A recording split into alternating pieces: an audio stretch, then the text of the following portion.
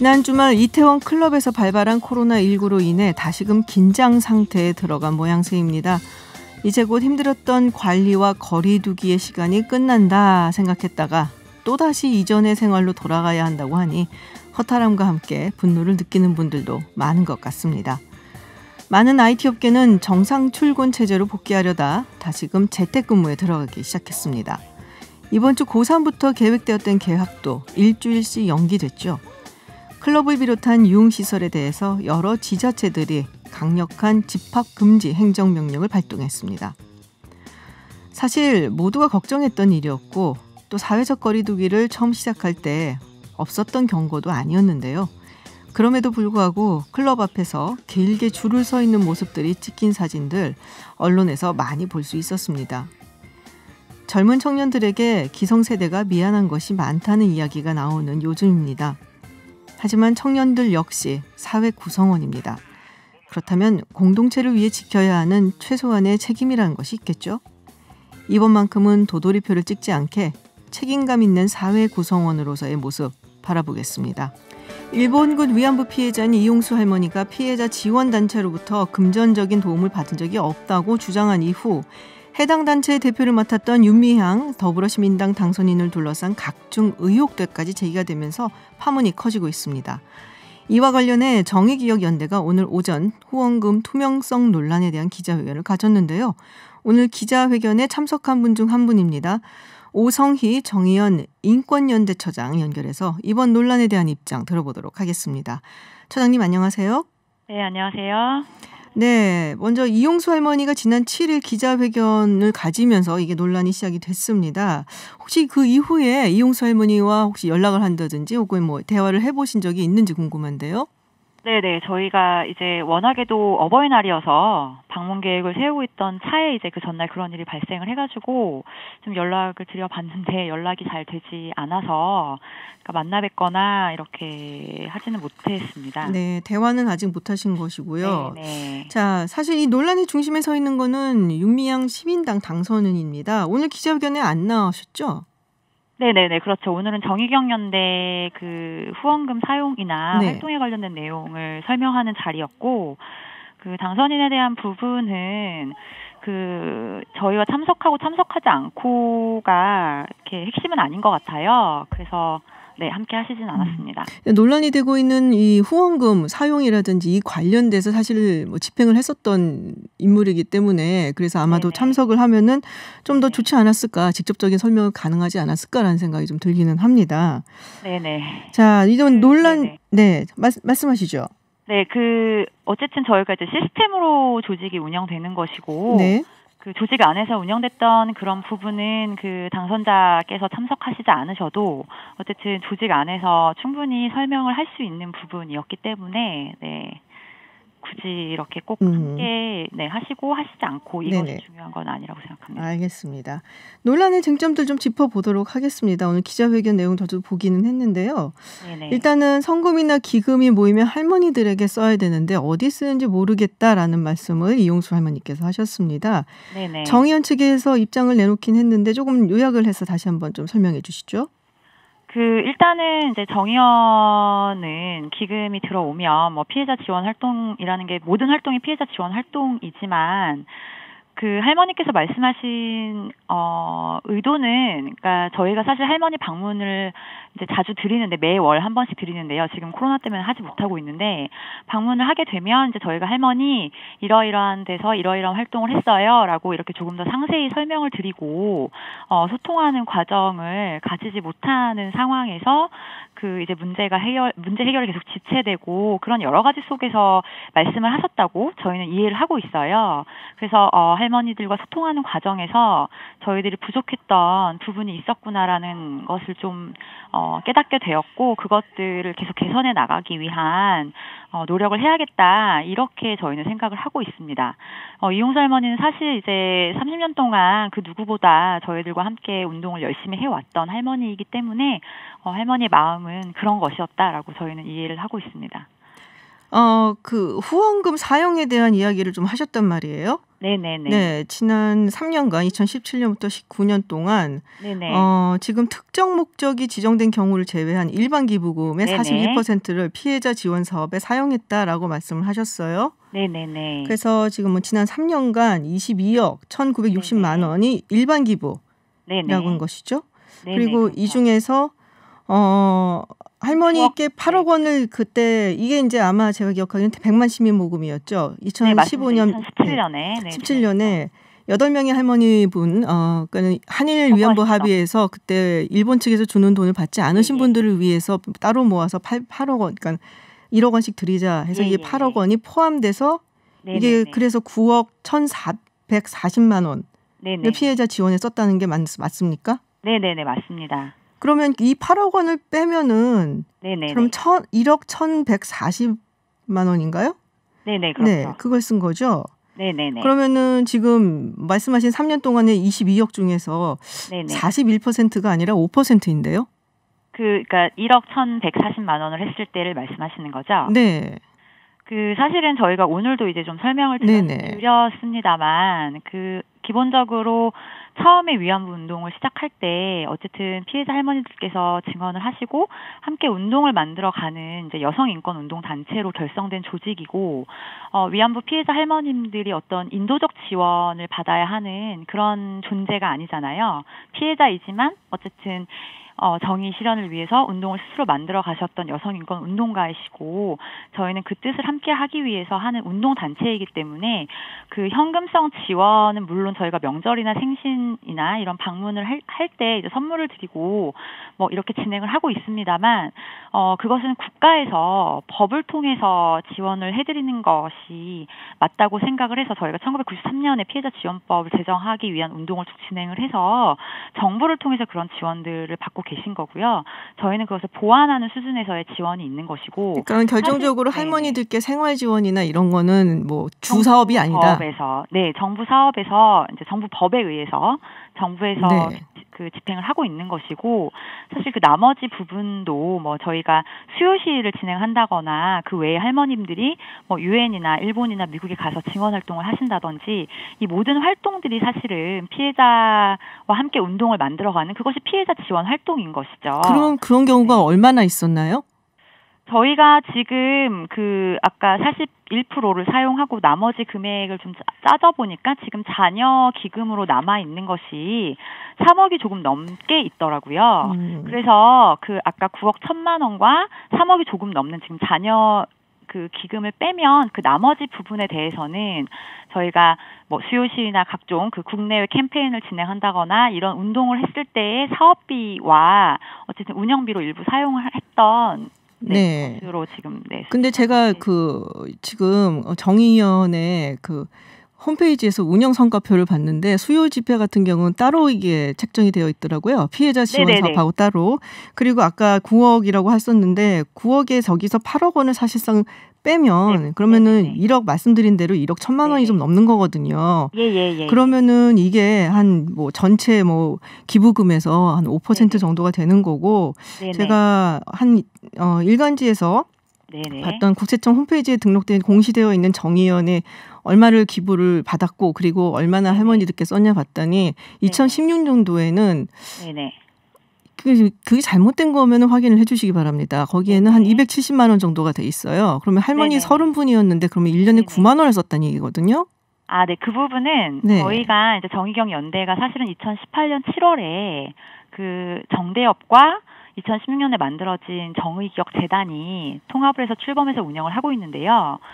정의기억 재단이 2016년 6월 9일에 만들어졌을 당시에는 사실 피해자 지원 사업은 정대협의 영역에서 계속 진행이 되었었어요. 정의연과는 상관이 없단 말씀이신가요? 그러면 2018년이나 2019년에도 할머니들께 대체로 돌아간 돈이 1인당 1년에 한 100만 원 안팎이에요. 네, 그게 저희가 이제 생신 명절 지원이었던 것이고 특히 작년 같은 경우에는 저희가 수입으로 잡혀 있는 것 중에 여성가족부에서 전체 피해자를 대상으로 하는 피해자 지원 센터 운영 사업이 있고 공모 사업에 저희가 어쨌든 신청을 해서 공모 사업을 받게 돼서 수탁 기관으로 운영을 했습니다. 그래서 그 여가부 프로젝트에서 지원되었던 교부가 되었던 한 6억 원 정도 금액이 수입이 잡혀 있는 것이고요.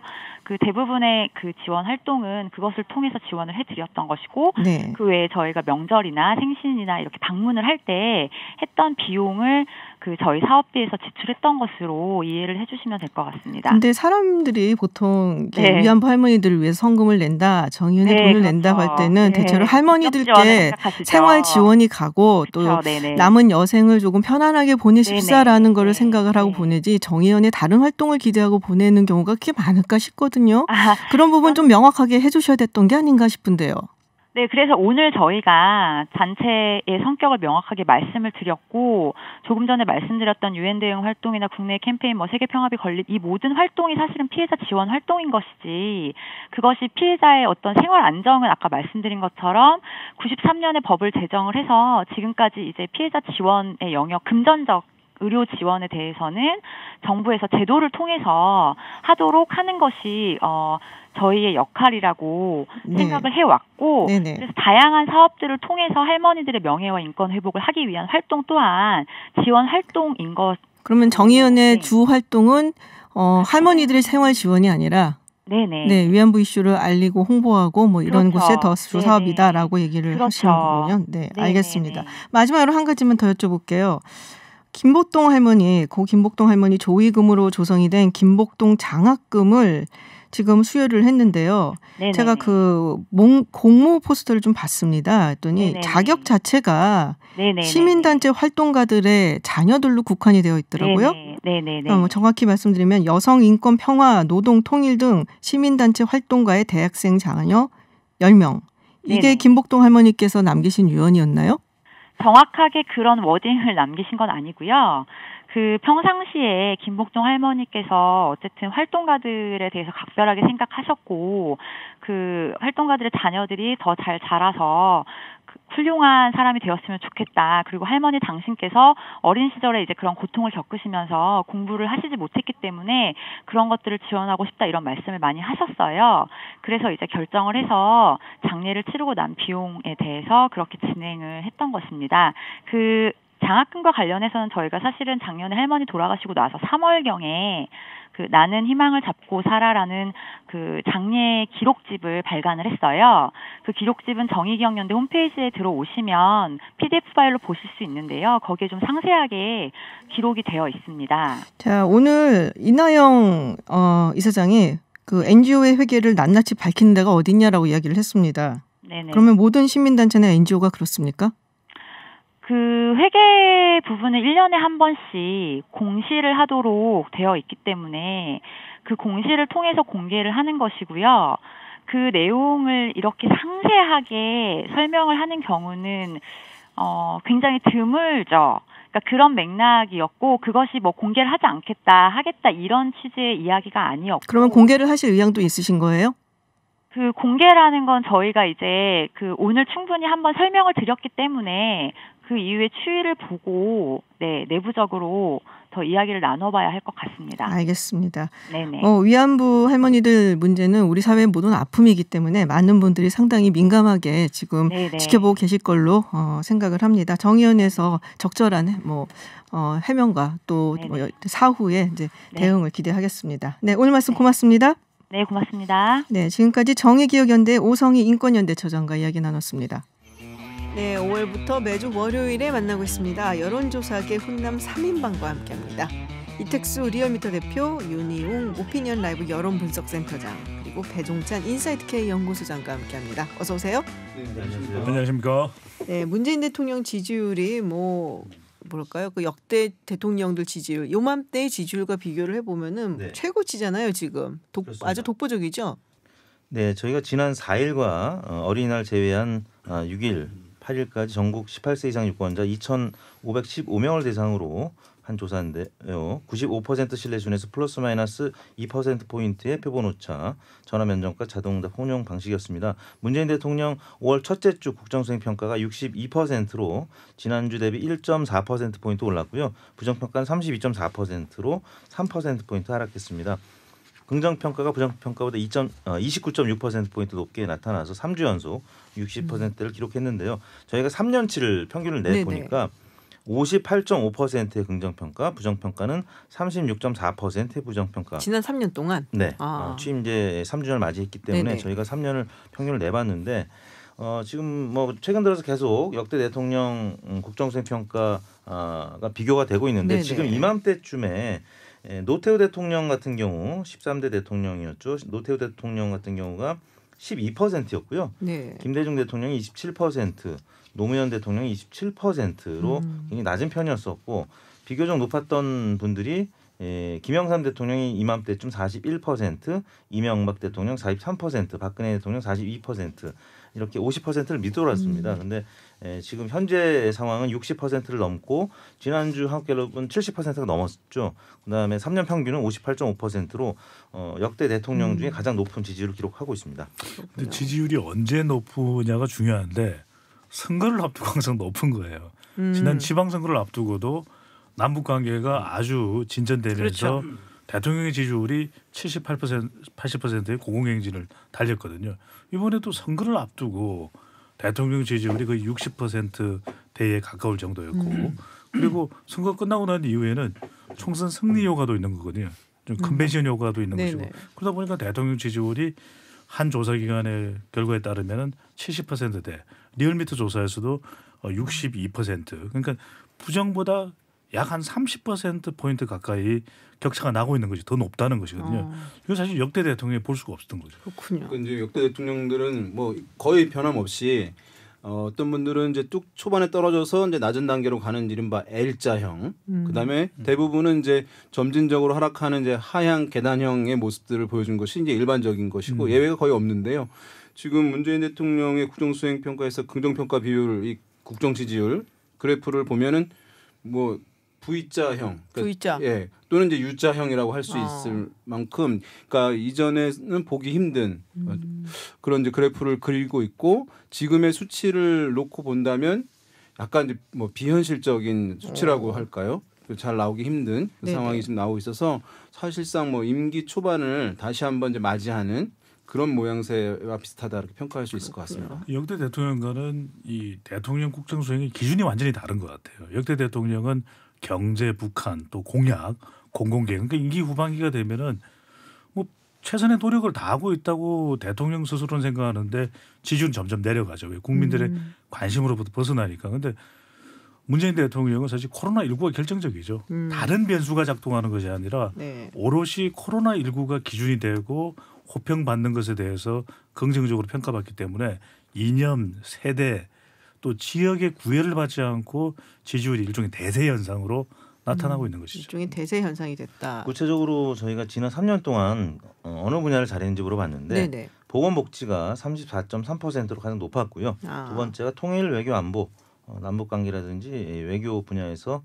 성적이 좋았던 것 같습니다. 14.4%로 나타났고 검찰개혁이 10.4%로 뒤를 이었습니다. 반면에 이제 향후 2년 동안에 주력해야 할 분야가 어디냐 물어봤더니 경제 일자리 분야가 47.8%로 절반에 가까이 나타났고요. 그다음이 검찰개혁 25% 예상보다는 높게 나타났습니다. 그다음에 부동산 안정이 10.6%로 나타나서 전반부 혹은 뭐 이제 집권 3년 차까지는 보건복지 분야나 외교 안보가 이제 잘 됐다고 보는데 남은 2년 동안은 경제 일자리 이 분야에 좀 치중을 해달라 이런 목소리들이 높게 나타났습니다. 그러니까는 배종찬 연구소장이 말씀하신 것처럼 이 코로나19가 거의 다 했다라고 얘기를 했잖아요.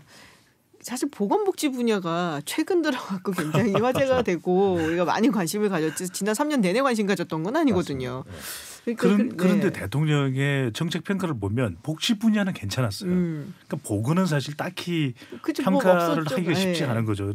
감염 재난이 있었던 것이 아니기 때문에. 근데 지금 이번에 생겼으니까. 복지는 잘 되어 왔던 것이 뭐 문케어에서 복지 분야에 대해서는 상당히 많은 투자를 해왔던 것이 현 정부였습니다. 그래서 외교, 안보 또 경제 이런 분야에 대해서는 시간이 지날수록 성적이 안 좋았거든요. 근데 꾸준히 그나마 좋은 성적을 유지했던 것은 복지 분야였는데 그것에 대한 평가를 코로나19를 통해서 더 크게 받는 현상이 나타납니다. 더 받게 된 상황이 된 건데 지금 근데 이 부분도 사실은 좀 주목을 해야 될 것 같아요. 왜냐하면 향후 2년 주력해야 할 분야가 경제 일자리 분야거든요. 이것도 마찬가지로 코로나19가 이제는 그냥 감염병 수준이 아니라 향후에 이걸로 인한 경제적인 타격이 얼마나 될 것이냐 이 부분에 대해서 국민들이 좀 많이 걱정을 하고 그래서 요게 찍힌 것이 아닌가라는 생각이 조금 들기는 합니다. 지금 네. 이게 보면은 약간 이제 고민이 되는 지점이 있을 것 같아요. 현 정부에. 왜냐하면 전체적인 의견을 물어봤을 때 향후에 중점을 둬야 할 것이 경제 및 일자리인데요. 네. 그런데 그 결과를 자세히 보게 되면 진보 성향층에서는 제일 높은 게 검찰 개혁이에요. 그러니까 전반적으로는 어쨌든 경제 일자리에 신경 쓰는 것을 기류가 원하는 게 있지만 또 핵심 지지층의 요구들을 거부할 수 없는 측면이 있잖아요. 그러니까 이런 부분을 충돌이 될 수도 있는 거고 네네. 우선순위와 관련해서 그래서 어떻게 잘 조율해 나가면서 어쨌든 우선순위를 가져 나갈지 여부도 하나의 과제가 현 정부에게 남겨진 것이라고 할 수 있을 것 같습니다. 그런데 경제 일자리 분야가 중요한 건 지지층들은 앞서 윤희용 센터장이 이야기를 한 대로 검찰 개혁일 수 있습니다. 그런데 지금 대통령 고공행진의 비밀은 어디 있냐? 중도층이 기울어졌어요. 중도층이 대통령이 잘하고 있다라고 하는 극찬에 가까운 평가를 내리고 있기 때문에 이렇게 지지율이 올라가는 것이거든요. 그래서 세대, 이념, 지역에 초월되는 현상으로 나타나는데 마찬가지입니다. 중도층은 결국 경제 일자리 분야가 성과가 나타나야 대통령에 대해서 좋은 평가를 할 수가 있거든요. 그런 만큼 지금은 대통령의 성과 평가가 아닙니다. 태도 그리고 환경에 대한 평가거든요. 그런 만큼 앞으로 중요한 건 뭐 1년이 될지도 모릅니다. 네네. 더 빨리 다가올 수도 있고요. 분명히 성과가 나타나야 중도층의 평가를 계속 유지할 수 있을 것으로 보입니다. 한 가지 더 첨언을 하자면 중도층 얘기하셨으니까 저희가 이번 달부터 60대 이상으로 뭐 이른바 퉁쳤던 연령대를 60대와 70대 이상으로 나눴어요. 근데 정말 제가 보고 놀랐는데요.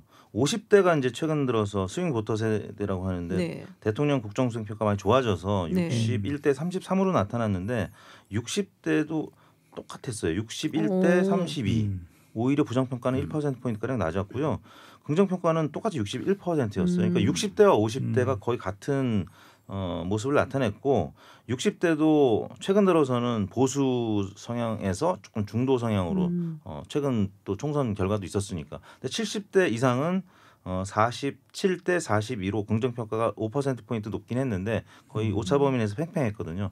60대조차도 최근 들어서 선거 결과도 있을 거고 코로나19에 대한 평가도 있을 거고 좀 중도화되는 것이 아닌가 싶습니다. 그러니까 60대와 70대도 다르지 않다. 우리가 네. 그냥 통상적으로 60대 이상이라고 얘기했는데 그 안에서도 사실은 굉장히 다른 모습을 보인다. 그렇죠. 조사기관들이 뭐 대략 60대 이상으로 그냥 그렇죠. 대충 한꺼번에 그렇게 했는데 50대 이상으로 한 적도 있어요. 네. 예전에. 근데 이제 저희가 리얼미터가 이번 달부터 해보니 네. 그런 결과가 나타났습니다. 아 그렇군요.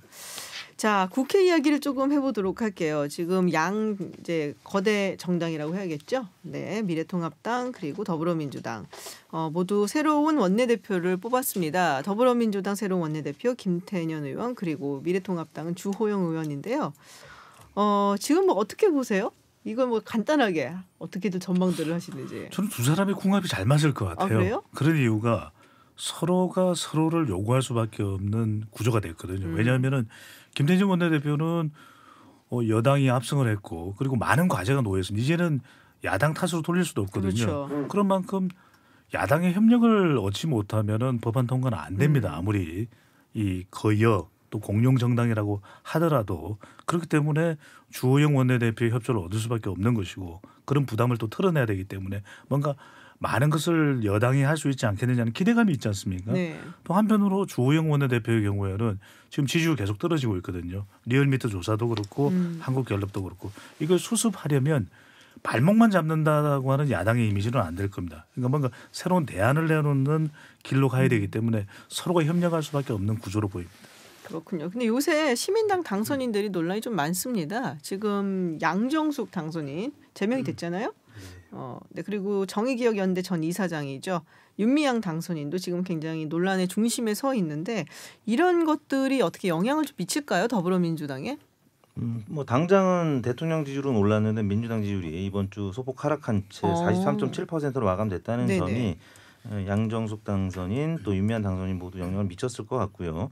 또 이낙연 전 총리가 이제 조문해서 네네. 했던 발언이 논란이 됐기 때문에 그런 부분도 일부 영향을 미쳤기 때문에 뭐 약간의 횡보 수준이긴 하지만 조금 빠졌거든요.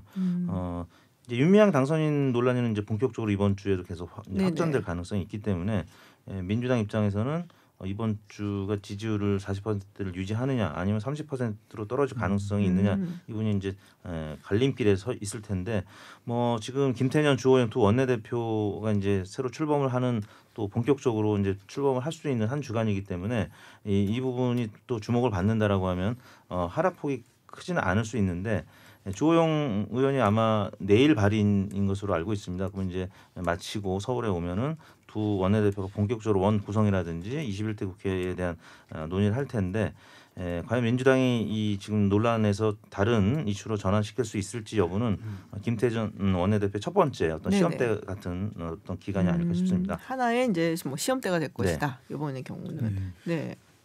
지금 어쨌든 뭐 원내대표들이 바뀌게 되면 이제 국민적인 뭐 관심 모아지고 새롭게 이제 변화한다고 하는 인식을 주기 때문에 다 두 정당에는 긍정적으로 뭐 이제 영향이 될 것으로 보여요. 영향력이 될 것으로 보이는데 다만 통합당 같은 경우는 아직 이제 원내대표는 교체됐지만 지도 체제를 어떻게 할지에 대해서는 결정이 나지 않았기 때문에 그것이 뭔가 또 갈등의 도화선이 될 가능성이 여전히 남아있는 부분이 있거든요. 그러니까 사실 우리가 당이 뭐 들썩들썩하고 다양한 목소리가 많으면 정당이 살아있는 것처럼 느껴지기 때문에 나쁘지 않다라고 하는 얘기를 당위론적으로는 하지만 실제적으로는 당에서 여러 목소리가 나오면 국민들은 싫어하거든요. 피곤하죠. 예. 그러면 지지가 떨어지게 되는 부분이 있어요. 그래서 사실 그 부분에서 갈등 없이 뭐 비대위 체제든 아니면 다른 체제로든 순조롭게 이행이 될 수 있을지 여부가 통합당의 이제 이후에 지지율 여부에 영향을 줄 것으로 보입니다. 자, 차기 대선 후보 이야기를 조금 해볼게요. 지금 문재인 대통령 지지율이 너무 높아서 상대적으로 주목을 좀 덜 받는 것 같다라는 생각이 드는데 어쨌든 아직까지 지지율만 보면은 이낙연 당선인이 지금 압도적이거든요. 뭐 물론 지난번에 약간의 말실수다 이런 논란이 좀 있긴 했습니다만은 글쎄요. 이런 거 보면은 지금 이낙연 당선인 같은 경우 이대로만 가라 이 생각을 할 것 같아요. 그렇지는 않을 것 같아요. 왜냐하면 그래요? 지금 이 지지율 그대로만 가면 좋은 거 아니에요? 이낙연 당선인의 경쟁력이 이낙연 당선인의 독자적인 경쟁력이냐 이렇게 보긴 쉽지 않거든요. 그러니까 대통령 지지율이 워낙 높아서 이낙연 당선인 쪽에 아주 압도적으로 이 차기 대선 후보의 여론이 모아져 있는 것 이렇게 또 해석도 할 수 있기 때문에 오히려 지금 빅데이터 상으로 분석을 해보면 소셜 매트릭스 인사이트 이렇게 분석을 해보면 세 가지 지점이 발견이 됩니다. 하나는 이낙연 거의 유일하기 때문에 견제되는 흐름도 나타나고 있고요. 또는 책임에 대한 부분도 있죠. 왜? 이제는 이낙연 당선인이 뭔가를 할 수 있겠다라고 국민들은 기대할 수 있죠. 차기 유력한 대선 후보이기 때문에. 또 하나는 대통령과의 관계도 중요합니다. 왜냐하면 대통령 이야기에 그냥 무조건 수긍만 하는 경우에는 대선 후보로서의 매력은 또 반감되거든요. 그렇다고 이런 상황에서 대통령 지지율이 이렇게 높은데 반대는 할 수는 없잖아요. 그러니까요. 그런데 마냥 따라가기만 해도 이낙연 당선인이 그냥 대통령 이야기를 듣는 수준 외에는 더 차별적인 것이 없구나. 이렇게 평가받을 수도 있는 것이거든요. 말 그대로 지금 아주 이 독보적으로 보이지만 사실은 이낙연 당선인으로서도 앞으로 넘어야 될 산은 굉장히 많은 거죠. 견제 또 책임 대통령과의 관계도 중요해요. 그러니까 본인의 길을 어떻게 지금 뚫어나가야 되는지 굉장히 중요한 기로라고 하셨는데 그러면 당대표 선거 나가서 당대표 되면 뭔가 조금 다른 목소리로 뭐 본인을 이렇게 좀 존재감을 과시할 수 있지 않을까요? 이게 약간 이제 이낙연 당선인 같은 경우 딜레마 상황이 있는 거죠. 뭐냐하면 말씀하신 대로 대권 주자로서의 어떤 독자적인 모습을 보여주는 것이 필요한 상황이라고 하는 이제 지적들이 있는 상황인데 독자적인 목소리를 낸다는 거는 대통령이나 정부와 약간은 다른 목소리를 낸다는 것이거든요. 그렇게 되면은 문재인 대통령의 열성 지지층이라든가 아니면 또는 당내에서의 친문 세력이라든가 와의 협력 내지는 융합이 사실은 어려워질 수도 있는 것이기 때문에 그런 부분에 대한 딜레마 때문에 뭔가 이제 한쪽을 선택하기가 쉽지 않은 상황이고 말씀하신 대로 전당대회에 출마를 사실은 이제 입장을 빨리 밝혀줘야 되거든요. 왜냐하면 다른 주자들이 지금 출마하겠다고 하는 상황이기 때문에. 근데 여기서 만약에 계속 어떤 생각을 너무 깊이 하는 모습을 보인다거나 이러면 또 이미지 안 좋아질 수 있기 때문에 저는 뭔가 이런 것들은 이제 대통령 가을 세우는 것은 아니기 때문에 지도자처럼 본인이 이제 직접적으로 입장을 분명하게 밝히는 이런 모습들은 빨리 해주는 게 저는 이낙연 좀 견달력 있게 당선인이 지도자의 모습을 갖는 것이라고 생각합니다. 그렇군요. 근데 당대표 나가기는 쉽지만은 않아 보입니다. 왜냐하면 기간적으로도 빨리 끝내야 되거든요. 내년 3월 10월 정도까지고 대선 1년 전까지 마무리를 해야 되고 당대표가 되면 자기 목소리도 안 낼 수가 없어요. 그렇게 되면 대통령과 갈등 양상도 빚어지게 될 텐데 지금의 지지율을 온전히 원만하게 가져가기 위해서는 사실 지지율상으로 보면 당대표가 과연 좋은 길일까라는 고민은 있을 걸로 보입니다. 그런 고민을 하고 있었던 것이 사실이고 그럴 가능성이 높다고 봤었는데요. 경기도 이천 이 조문 논란 때문에 네네.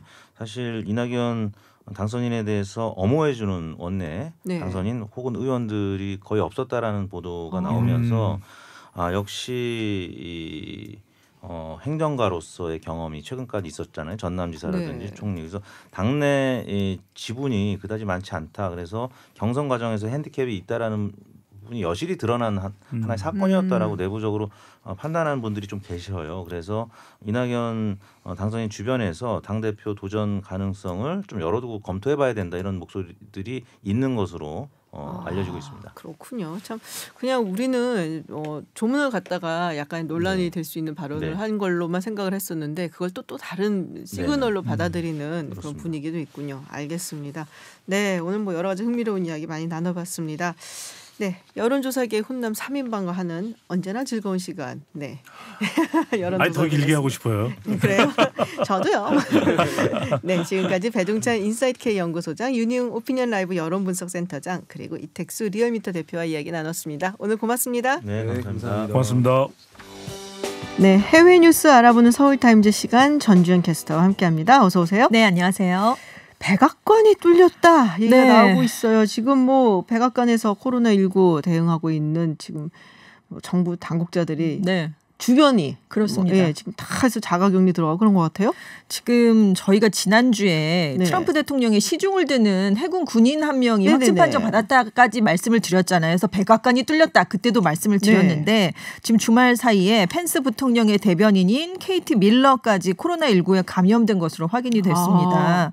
근데 이 KT 대변인만 걸렸으면 괜찮다고 얘기하긴 그렇지만 아무튼 여기서 그칠 텐데 이 대변인이 코로나 TF 회의를 계속 참석을 했던 거예요. 그러니까 이제 그 스티븐 한 식품의약국 국장, 로버트 레드필드 질병통제예방센터 국장이 2주 동안 자가격리에 들어갈 수밖에 없게 됐습니다. 밀접 접촉을 했으니까요. 그렇겠죠. 그리고 앤서니 파우치 국립알레르기 전염병 연구소 소장도 밀접 접촉은 하지 않았지만 그래도 이제 재택근무를 하기로 결정을 내렸습니다. 네. 아주 필요할 경우에만 마스크를 쓰고 출근하는 제한된 자가격리를 하기로 했어요. 그래서 일단 이 사람들에 대한 검사를 했더니 다 음성 판정이 나오긴 했습니다. 그래도 경우에 따라서 지금 코로나19 대응을 총괄하는 곳이 이 백악관 TF인데 그러니까요. 여기서 추가 감염자가 나올 가능성을 지금 배제할 수는 없는 그런 상황이 돼버린 거예요. 그래서 백악관 내 코로나 확산 현상이 미국 전체의 코로나19 대응까지 위협할 수 있다. 뭐 이런 지적이 나오고 있습니다. 그리고 여기에 요인 경호 업무 등을 담당하는 국토안보부 비밀 경호국 소속 대원 11명도 양성 판정을 받았다. 뭐 이런 보도가 나왔어요. 근데 누가 최근에 백악관에서 근무했는가 이것까지는 아직 자세하게 알려지지 않았지만 일단 11명이 양성 판정을 받고 60명이 자가격리 상태에 들어간 것으로 또 보도가 돼서 우려가 커지고 있습니다. 뭐 지금 펜스 부통령은 계속 음성으로 나온다고 하더라고요. 매일 검사를 한다고 해요. 트럼프 대통령과 펜스 부통령은 근데 자가격리에 들어갔다 뭐 이런 보도가 처음에 나왔는데 백악관의 공식 발표로는 자가격리에 들어가지 않을 것이다. 그리고 내일도 백악관에서 직무를 볼 예정이다. 이렇게 얘기를 했습니다. KT 밀러가 스티브 밀러라고 트럼프 대통령이 연설문을 거의 뭐라고 할까요? 아주 작성을 하는데 항상 중요한 연설문은 본인이 작성을 해요. 그래서 약간 굉장히 강경한 그리고 뭐랄까 좀 딱 보면은 정말 미국 우선주의를 외칠 것 같이 딱 생긴 사람이 있어요. 네. 한국에 예전에 트럼프 대통령 방한했을 때 그때 국회에서 연설했잖아요. 네네. 그것도 이 사람이 작성을 했어요. 그 KT 밀러, 그러니까 이 스티브 밀러의 부인이 KT 밀러 지금 얘기를 했던 사람인데 그러면은 스티브 밀러도 무사하진 않을 것 같은데요. 이렇게 부부니까요. 근데 이 남편은 또 트럼프 대통령과 굉장히 밀접 접촉을 하는 사람 중에 한 명이기 때문에 항상 지금 연설문 작성하고 그 브레인 역할을 하고 있거든요. 그렇기 때문에 지금 백악관의 상황이 좀 심상치 않다. 이런 우려가 나오고 있습니다. 그렇군요. 자, 중국에서 지금 신규 확진자가 갑자기 늘었다는 얘기가 들어와 있습니다. 그렇습니다. 여기도 굉장히 줄었었잖아요. 그래서 양회한다고도 발표를 하고 막 그랬었는데 중국 국가위생건강위원회가 11일 0시 현재 중국에서 코로나 코로나19 신규 확진자가 17명 발생했다라고 발표를 했습니다. 7명은 해외 감염이었어요. 근데 10명이 중국 내에서 감염이 됐는데 지금 환자가 후베이성에서도 발생을 했습니다. 그러니까 없었다고 이렇게 발표가 됐잖아요. 0명 뭐 이렇게 해서 이제 굉장히 뭐 없어졌다 이런 발표가 나왔는데 지금 후베이성에서도 하루 동안 5명이나 감염이 된 것으로 나타났어요. 그리고 지린성, 랴오닝성, 헤이룽장성 이렇게 동북 3성에서 지금 확진자가 나오고 있는데 지금 노동절 연휴였잖아요. 그래서 지금 계속 이후에 그 연휴 이후에 일부 지역에서 집단 감염이 나오고 있습니다. 특히 지린성의 한 시에서 집단 감염이 발생을 했고 그 랴오닝성에서 1명 발생했는데 이 사람도 지린성을 왔다가 다시 랴오닝성으로 돌아갔던 사람. 지린성이 그럼 네, 이게 또 그렇습니다. 그래서 이 지금 무증상 감염자도 하루 동안 12명이나 추가가 됐거든요. 그럼 이 사람들을 통해서 또 얼마나 전파가 됐을 것인가 이래서 지금 다시 한번 확산되는 게 아니냐라는 우려가 중국에서도 커지고 있습니다. 네. 자, 이 뉴스가 또 굉장히 많이들 논란이 되고 있습니다. 지금 코로나19 때문에 사실 미국하고 중국하고 사이 안 좋잖아요. 안 좋죠. 서로가 지금 싸우고 있는데 지금 시진핑 국가주석이 올해 1월에 이제 WHO 세계보건기구에 이제 이 코로나19 팬데믹 선언을 좀 늦춰달라고 요청을 했다라는 이제 의혹이 제기가 된 거죠. 일단 진짠가요? 독일 슈피겔지가 독일 정보기관인 연방정보국에 첩보 문건을 입수했다라면서 이런 내용을 트럼프 대통령이 얘기한 게 아니네요. 네, 보도를 한 겁니다. 그래서 이 문건에 따르면 말씀하신 것처럼 시 주석이 1월 21일에 거브레예수스 WHO 사무총장에게 전화를 걸어서 코로나 바이러스의 사람 간 전염 관련 정보를 통제하고 팬데믹과 같은 전 세계 차원의 경고를 연기해달라 이렇게 요청을 했다는 겁니다. 근데 이제 코로나19 팬데믹이 선언된 게 3월 11일이었잖아요. 그러니까 많이 늦춰졌죠. 네, 12월 31일에 중국에서 처음으로 원인 불명의 폐렴 현상이 보고된 지 70여일 만이었는데 이미 3월 11일쯤에는 세계 110여 개국에서 12만 명의 감염자가 나온 상황이었습니다. 그래서 사실 3월 11일에 그때 왜 이렇게 안 하냐는 그러니까 얘기했었어요. 너무 늦었다는 얘기가 그때도 이미 나왔었죠. 그래서 예전에 신종 플루 때랑 비교를 했을 때 너무 늦었다 이런 얘기도 있는데 그래서 독일 연방정보국이 이 문건에서 중국의 은폐식 정보 정책으로 전 세계가 코로나19에 대응할 수 있는 시간을 4주에서 6주 정도 낭비한 것이다 이런 비판을 한 것으로 알려졌습니다. 근데 이제 WHO는 즉각 해당 보도를 반박하는 성명을 내놨어요. 그래서 1월 21일 당일 시 주석과 거브레예수스 총장이 전화 통화 자체를 하지 않았다라고 이제 반박을 했습니다. 그리고 부정확한 보도가 코로나19의 대유행을 종식하려는 전 세계의 노력에 방해가 된다 이렇게 일단 반박하는 성명을 발표하긴 했습니다. 근데 그때 얘기 많이 했었거든요. 이게 팬데믹이 되면 여러 가지로 이제 각국에서 취할 수 있는 조치들이 많기 때문에. 그렇습니다. 네. 그래서 근데 왜 이렇게 안 하냐. 하고도 남은 시간 아니냐. 너무 늦었다. 네. 그리고 중국하고 또 이제 거브레예수스 사무총장이 좀 약간 연기가 좀 많다라는 얘기도 있었고. 친중적이라는 얘기가 나왔고. 네. 문제가 있었는데 글쎄 뭐 슈피겔지에서 보도를 한 거라서 조금 더 두고 봐야 하긴 하겠지만. 네, 왠지 뭐 트럼프 대통령이 입에서 나온 게 아니라 좀 더 신경이 있는 것 같기도 하고 뭐 하여튼 그렇습니다. 네, 오늘 시간이 좀 모자라서 해외 뉴스는 오늘 여기까지 듣도록 하겠습니다. 지금까지 전주현 캐스터였습니다. 고맙습니다. 네, 감사합니다. 5.18 민주화운동 40주년을 맞은 올해 다음 주 월요일부터 무려 한 달간 무관중 온라인으로 페스티벌이 열립니다. 바로 5월 평화 페스티벌입니다. 어떤 행사인지 5월 평화 페스티벌의 총감독을 맡은 이동현 한국예술종합학교 한국예술학과 교수와 이야기 나눠보겠습니다. 안녕하세요, 교수님. 네, 안녕하세요. 네, 5월 평화 페스티벌 그냥 뭐 이름만 들어도 사실 대충 짐작은 가지만 그래도 여기까지 나오셨으니까 어떤 것인지 어떤 행사인지 좀 소개를 좀 해주세요. 작년에 저 박원순 시장님이 그 이제 5.18 기념행사에 가셔서 이용섭 광주시장님하고 얘기하던 와중에 올해가 40주년이어서 광주랑 서울시랑 함께 이번에 행사를 같이 만들자라고 이제 1년 전에 얘기가 돼서 작년 한 11월부터 준비를 했어요. 그래서 굉장히 많은 이제 문화재 행사와 또 다양한 형태의 그 참여 행사들을 또 만들었어요. 근데 그게 아쉽게도 이제 코로나19 사태 때문에 무관객 온라인으로 저희가 이제 그동안 했었던 걸 다 영상으로 찍어가지고 제가 5월 평화 페스티벌이라는 이름으로 또 서울의 봄 광주의 빛이라는 타이틀을 가지고요. 서울의 봄 광주의 빛. 그래서 한 달간 저희가 5.18 TV를 만들었습니다. 저희 홈페이지와 또 TBS 홈페이지랑 연결을 해서요. 그렇게 해서 네이버 생중계도 하고 해서 생중계도요? 그래서 한 달간 5월 18일부터 한 달간 이제 다양한 이제 영상 콘텐츠들이 또 시청자들이나 또 네티즌들하고 만나는 그런 자리를 마련했습니다. 그렇군요. 자, 그러면 어디 가서 볼 수 있는지 한번 정리해 주세요. 네, 일단은 5월 14일 날 그 네. 5월 음악극 사랑이여가 네이버 생중계로 5시에 생중계? 되고요. 네. 5월 16일 날에는 이제 구자범지휘자가 참여하는 그 말러 교향곡 2번 부활의 말로. 예. 지금 벌써 듣고 나서 그 곡의 기초가 되는 그 곡들을 이제 네. 성악하고 피아노 버전으로만 네. 실내악 버전으로만 해서 5월에 붙이는 편지라는 제목으로 16일 날 또 저녁 8시에 또 네이버 생중계가 되고요. 네. 5월 17일 날에는 KBS 열린음악회가 녹화가 되고요. 5월 18일에는 또 10일 맨드라미 꽃처럼 붉은이라는 주제로 무용극이 또 펼쳐지게 됩니다. 그게 네. 이제 네이버 생중계고요. 네. 그 밖에 이제 또 5.18을 다룬 영화가 굉장히 많지 않습니까? 많죠. 예, 그 영화들 60편이 60편이요. 예, 또 해외 또 영화까지 포함해서 민주화 운동과 관련된 영화까지 포함해서 또 시내 광주 1980이라는 주제로 또 영화제도 또 온라인으로 펼쳐지고요. 또 다큐멘터리, 또 국제 컨퍼런스, 그리고 또 한 70여 명의 또 관련 인사들, 시장님 포함해서 네. 그 5월에 관련된 또 의미를 담은 또 영상 메시지, 이렇게 많은 영상 콘텐츠들이 이제 5월 18일부터 5.18 TV를 통해서 5.18 TV를 보여지게 됩니다. 예. 뭐 스케줄이라든지 죄송합니다. 스케줄이라든지 여러 가지는 사실 우리가 그 홈페이지 가 찾아볼 수가 있겠죠. 예.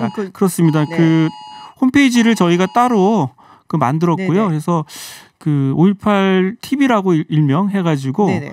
그 TV를 서로 인터넷으로 볼 수 있게끔 만들었고요. 이게 또 TBS랑 연동이 되고요. 네.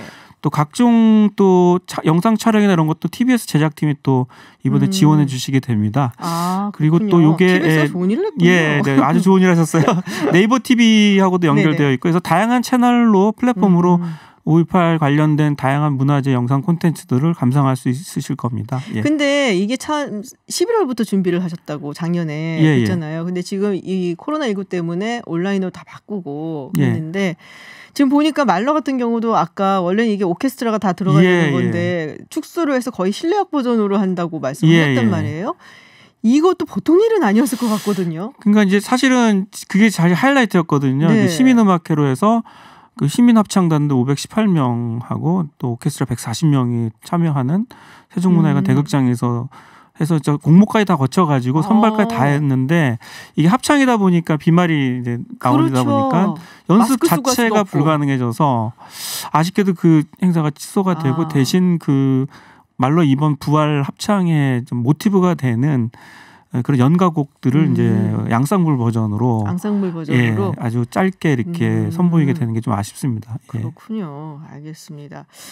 자, 저는 저 프로그램을 좀 봤어요. 그래갖고 사실 그게 눈에 띄었었어요. 저는 그래서 말로인데 막 이러면서 지금 이게 이제 뭐 코로나 때문에 조금 작게 이렇게 하시나 보다라고 생각은 했는데, 우리 감독님께서 꼭 이거는 추천하고 싶어요. 이런 게 물론 다 소중하겠지만 그런 게 있으면 5월 음악극하고 무용극을 좀 추천해주고 싶은데 5월 음악극 사랑이여라고 하는 음악극은 이제 김덕수 선생님하고 앙상블 시나위 또 LDP 무용단이 참여하는 앙상블 시나위면은 이게 국악 맞습니다. 그룹이죠? 국악 앙상블 그룹입니다.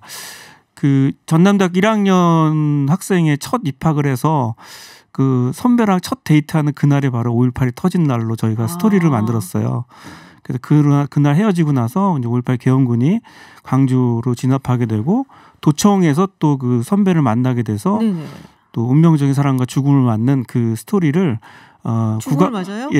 성준이라고 하는 여자 주인공은 미연이고 선배는 성준입니다. 그래서 그냥 가상의 인물인데 당시 있을 법한 그런 러브 스토리인데 이제 아쉽게도 10일 만에 도청에서 이제 진압당하면서 죽음을 맞는 그 장면을 저희가 국악 앙상블 공연과 그다음 무용 퍼포먼스, 현대 무용의 대표적인 단체인 LDP 무용단이 그걸 포연하게 돼서 그게 제일 볼만하고요. 그다음에 그 무용극은 그 창무무용단, 창무회라고 하는 우리나라 대표적인 무용단체와 그리고 또 한국예술종합학교 무용원의 알티민 무용단이 같이 만든 무용극은 의미가 있는 게 거기 무용수 중에 한 분이 광주의 그 당시 희생자였던 분의 따님이십니다.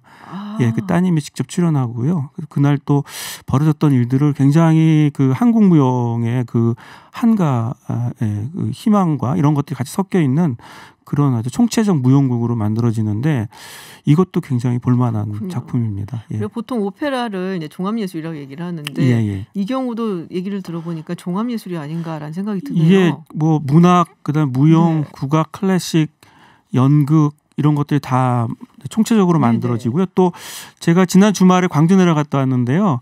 그 광주에 사실은 국군병원이라고 있어요.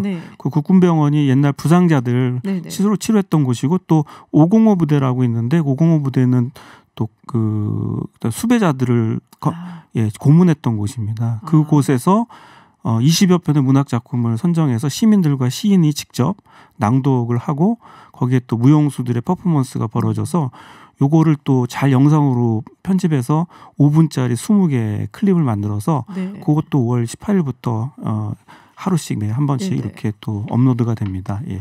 이렇게 볼거리가 많고 감상할 게 많으니까 우리 시장님의 메시지는 조금 뒷전이 되지 않을까 생각이 살짝 들기는 합니다.